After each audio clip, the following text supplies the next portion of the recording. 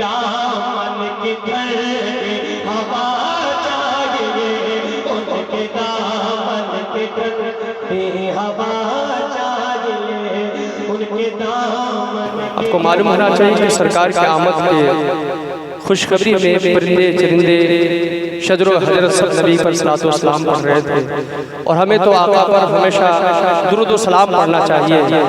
آپ اپنی محبتوں کا اظہار موجودگی کا احساس دلائیں کہ ہم محفل رسول میں بیٹھے ہیں۔ اس سمستی پور ضلع کی ایک عظیم آواز جسے دنیا سیف رضا سمستی پوری کے نام سے یاد کرتی ہے وہ تشریف فرما ہے۔ مقدس علماء اکرام کی عظیم جماعت ہمارے پاس آ چکے ہیں۔ بس ایک شعر میں پڑھتا ہوں نبی کی نعت کے حوالے سے، کسی شاعر نے کیا ہی خوب انداز میں لکھا ہے، اور سرکار اعلیٰ حضرت کی بارگاہ میں منقبت رہا ہے۔ منقبت کا ایک شعر سماعت کرے۔ شاعر کہتا ہے کہ شوکت شاہی نتاج خسروی لے جائے گا۔ بولیے سبحان اللہ۔ اگر اللہ نے زبان دی ہے تو محبتوں کے ساتھ اپنی آوازوں کو بلند کر کے نبی کے نام پر بول دیجئے، دونوں ہاتھوں کو اٹھا کر یا رسول اللہ۔ ماشاءاللہ بیدار ہے، سننے کے لیے تیار ہے۔ شعر سماعت کرے کہ شوکت شاہی نتاج خسروی لے جائے گا، تو خدا کے گھر فقط عشق نبی لے جائے گا۔ تھام لے مسلک امام احمد رضا کا، تھام لے باغ جنت میں تمہیں مسلک یہی لے جائے گا۔ تھام لے مسلک امام احمد رضا کا، تھام لے باغ جنت میں تمہیں مسلک یہی لے جائے گا۔ اور جس کے دل میں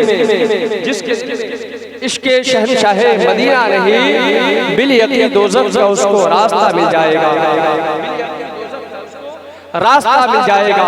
میرے دوستوں اور بزرگوں، بڑی تیزی کے ساتھ علماء کرام کی کثیر تعداد ہے، تمام حضرات حاضر ہو چکے ہیں، سامعین بہت خوشحال بیٹھے ہیں، اور آپ کو معلوم ہونا چاہیے کہ آج کی محفل کے زیر و زینت حضرت استاذ العلماء، استاذ الفقہاء، عالم نبیل، فاضل جلیل، سید السادات حضرت اللہ مولانا سید ظہور حسن صاحب قبلہ کی آمد ہے۔ ان کی آمد کے پربہار موقع سے محفل پاک کا انعقاد کیا گیا۔ اب میں بلا کسی تاخیر کے شاعر اعظم ہندوستان حضرت سیف رضا سمستی پوری کو آواز دے رہا ہوں، بس شعر کے ساتھ کہ درے نبی کے طلبگار نعت پڑھنے لگے، شفا کے واسطے بیمار نعت پڑھنے لگے، مجھے بھی ان کے غلاموں کے سب میں رہنا ہے، خدا کرے میرا دیدار نعت پڑھنے لگے۔ اور مدینے کبوتروں نے مدینے کا تذکرہ چھیڑا تو سارے گنبدے تیری نسل پاک میں ہے، بچہ بچہ نور کا، تو ہے عین نور، تیرا سب گھرانہ نور کا۔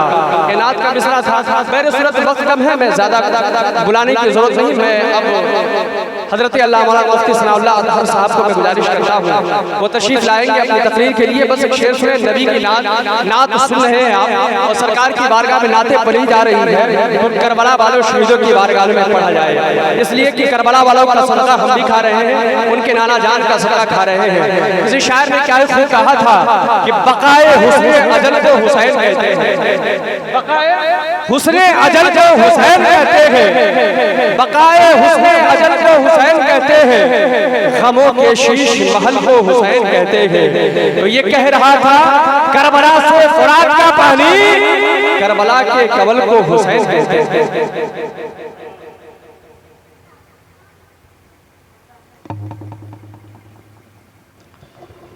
معزز و محترم سامعین کرام، اسٹیج پر رونق افروز مقدس علماء کرام، خصوصیت کے ساتھ استاد العلماء، استاد الفضلاء حضرت علامہ مولانا کلیم الدین شمسی صاحب قبلہ، اور تاجدار فصاحت و بلاغت، شہنشاہ خطابت، ماہر درسیات حضرت علامہ مولانا سید اصغر علی صاحب قبلہ، حاضرین مجلس السلام علیکم ورحمۃ اللہ وبرکاتہ۔ لک الحمد یا اللہ والصلاۃ والسلام علیک یا رسول اللہ صلی اللہ تعالی علیہ وسلم۔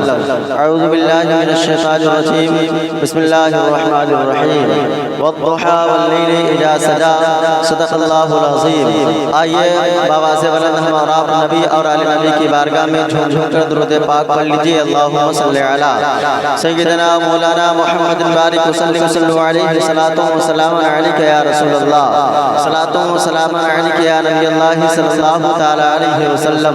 معزز و محترم سامعین کرام، شاعر کہتا ہے نہ چاند جیسا ہے نہ آفتاب کا جیسا۔ اگر صحیح لگے تو مچل کے بولیے سبحان اللہ۔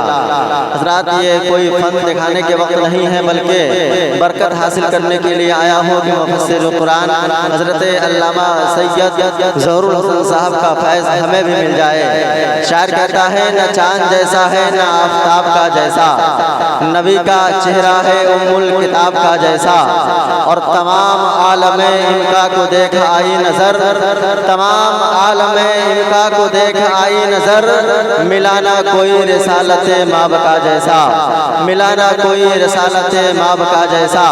معزز و محترم سامعین کرام، ابھی میں نے جس آیت کریمہ کی تلاوت کرنے کا شرف حاصل کیا ہے، اللہ رب العزت قرآن مقدس کے اندر ارشاد فرماتا ہے وَالضُّحَىٰ وَاللَّيْلِ إِذَا سَجَىٰ، جس کا ترجمہ ہے چاشت کی قسم رات کے جب پردہ ڈالے۔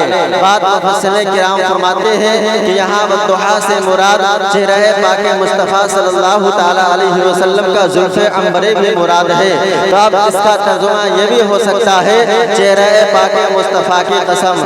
معزز و محترم سامعین کرام، پہلے ایک مثال سمجھیے، ایک شخص تھا جو دلی صدر جو کلکتہ صدر بازار میں گھومنے گیا، مگر اس کی ایک آنکھ کی کمی تھی۔ جب وہ گیا اور گھوم کر کے آیا صدر بازار سے، تو جب گھوم کر کے واپس لوٹا، لوگوں نے پوچھا صاحب یہ بتاؤ وہاں کیا کیا اچھا لگا، کیا کیا اچھا نہ لگا؟ اس نے کہا صاحب وہاں کی ہوا اچھی ہے، وہاں کے پانی اچھا ہے، وہاں کے فضا خوشگوار ہے، وہاں کے لوگ اچھے ہیں، وہاں ہر چیز ٹھیک ہے، مگر ایک چیز کی کمی ہے۔ وہ چیز کی کمی کیا ہے؟ کمی یہ ہے کہ جب میں صدر بازار گیا تو اس طرف سے گیا تو میں نے کیا دیکھا کہ ادھر کی دکانیں بند تھی، جب میں لوٹ کر کے آیا تو میں نے کیا دیکھا کہ ادھر کی دکانیں بند ہیں۔ میں آپ سے پوچھنا چاہتا ہوں یہ آنکھ کی کمی ہے یا صدر بازار کی کمی ہے؟ تو آپ یہی کہیں گے معزز و محترم سامعین کرام کہ یہ اس کی آنکھ کی کمی ہے، بازار کی کمی نہیں ہے۔ ٹھیک اسی طرح بارگاہ رسالت مآب صلی اللہ تعالی علیہ وسلم میں ایک دن صدیق اکبر رضی اللہ تعالی عنہ حاضر ہوتے ہیں، حاضر ہونے کے بعد عرض کرتے ہیں یا رسول اللہ صلی اللہ تعالی علیہ وسلم آپ کے جیسا دنیا میں کوئی شے نہیں ہے، یا رسول اللہ آپ بہت ہی حسین ہیں، آپ بہت ہی جمیل ہیں۔ اللہ کے پیارے حبیب صلی اللہ تعالی علیہ وسلم ارشاد فرماتے ہیں ابو بکر صدقتا، تمہارا کہنا درست ہے۔ اسی طرح بارگاہ رسالت مآب میں ایک دن ابو جہل حاضر ہوتا ہے اور کہنے لگتا ہے اے محمد بن عبداللہ میں نے تیرے جیسا بدصورت کسی کو نہیں دیکھا۔ معاذ اللہ بولیے معاذ اللہ۔ ابو جہل نے جب کہا اے محمد بن عبداللہ میں نے تیرے جیسا بدصورت کسی کو نہیں دیکھا، تو مدینے والے آقا نے ارشاد فرمایا ابو جہل صدقتا، تمہارا کہنا بھی درست ہے۔ صحابہ کرام جو اللہ کے پیارے رسول صلی اللہ تعالی علیہ وسلم سے اپنی جان سے زیادہ محبت کیا کرتے تھے، اپنی مال سے زیادہ محبت کیا کرتے تھے، تن من دھن سب کچھ نبی اعظم صلی اللہ تعالی علیہ وسلم پر قربان کر دینے والی شخصیت کا نام صحابہ کرام ہے۔ اللہ کے پیارے رسول کے پیارے صحابہ بارگاہ رسالت میں عرض کرتے ہیں یا رسول اللہ صلی اللہ تعالی علیہ وسلم، یا یار مصطفیٰ سیدنا صدیق اکبر نے عرض کیا اے مصطفیٰ صلی اللہ تعالی علیہ وسلم آپ سب سے زیادہ حسین ہیں، تو آپ نے کہا صدقتا۔ ابو صدیق اکبر تمہارا کہنا درست ہے۔ ابو جہل نے کہا کہ آپ کے جیسا بدصورت نہیں، تو آپ نے کہا صدقتا، تمہارا کہنا درست ہے۔ یا رسول اللہ ایک وقت میں دونوں باتیں کیسے جمع ہو سکتی ہے؟ ایک انسان یا تو خوبصورت ہوگا یا بدصورت ہوگا، یا اچھا ہوگا یا برا ہوگا۔ اے میرے پیارے رسول آپ نے کیسے کہہ دیا؟ میرے سرکار نے ارشاد فرمایا تھا اے میرے جانے صاحب، اے میرے پیارے صحابہ میں مثل آئینہ ہوں، اور آئینہ میں جو جیسا نظر آتا ہے ویسا ہی دکھائی دیتا ہے۔ ابو جہل جو کہ خوبصورت ہے اس لیے میں اسے بدصورت نظر آیا، اور صدیق اکبر جو کہ خوبصورت ہے اس لیے میں انہیں خوبصورت نظر آیا۔ اس لیے شاعر کہتا ہے نہ چاند جیسا ہے نہ آفتاب کا جیسا، نبی کا چہرہ ہے ام الکتاب کا جیسا، تمام عالم امکا کو دیکھ آئے نظر، ملا نہ کوئی رسالت مآب کا جیسا۔ معزز محترم سامعین کرام یاد رکھیے گا آپ خوش نصیب ہیں کہ آپ کا پیر ملا، آپ کا پیر ملا۔ ملا تو مفسر اعظم جیسا پھر ملا. آپ لائق مبارکباد ہے. یاد رکھیے گا تفسیر احمدیہ قل لا اسألکم علیہ اجرا الا المودۃ فی القربى. جب میں ابتدا میں میرے استاد محترم مفتی سلیم صاحب پڑھا رہے تھے تو میں نے اس کی تفسیر پڑھے تھے کہ ایک عالم کی عزت علم کی بنیاد پر ہوتی ہے, ایک مفتی کی عزت فتویٰ لکھنے کی بنیاد پر ہوتی ہے, ایک امام کی عزت امامت کرنے کی بنیاد پر ہوتی ہے, ایک فقیہ کی عزت فقاہت کی بنیاد پر ہوتی ہے. مگر سید کی عزت ملتی ہے تو عالم کی بنیاد پر نہیں, فاضل کی بنیاد پر نہیں, مفتی کی بنیاد پر نہیں, حافظ قرآن ہونے کی بنیاد پر نہیں, امامت کی بنیاد پر نہیں, بلکہ سید کی عزت ملتی ہے تو اولاد رسول ہونے کی بنیاد پر ملتی ہے. اسی لیے جب تک ایک امام صحیح سے نماز پڑھتا رہتا ہے قوم اس کے آگے جو ہے ہاتھ باندھ کر کھڑے رہتی ہے. مگر جس طرح امامت سے ہٹ جاتا ہے یا وہ غلط کام کر جاتا ہے لوگ اس کی عزت کرنا بند کر دیتے ہیں. مگر سید کی عزت نہ تو عالم کی بنیاد پر نہ تو فاضل کی بنیاد پر بلکہ سید کی عزت کی جاتی ہے تو اولاد رسول کی بنیاد پر, اولاد غوث اعظم ہونے کی بنیاد پر, اولاد غریب نواز ہونے کی بنیاد پر.